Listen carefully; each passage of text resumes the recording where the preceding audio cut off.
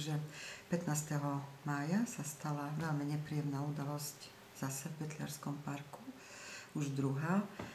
Minulý rok bola obrovská kalamita a tento rok síce bola menšia, ale tiež vypadlo v parku 412 kusov stromov. Z toho väčšina je teda drevo tvrdé, teda bukové, dubové.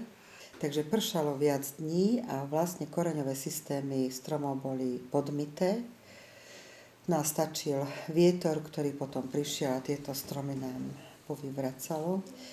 Samozrejme bola veľká voda aj v potoku, ktorá sa valila a vybrežila sa v niektorých častiach, takže nám vlastne poškodila aj chodníky pre peších.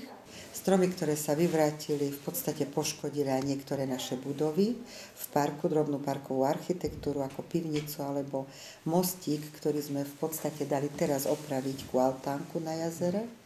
My sme vlastne vyčíslili asi škody, no a pracujeme na verejnom obstarávaní, ktoré v podstate v súčinnosti s generálnym riaditeľstvom Slovenského národného múzea sa bude riešiť v najbližších dňoch.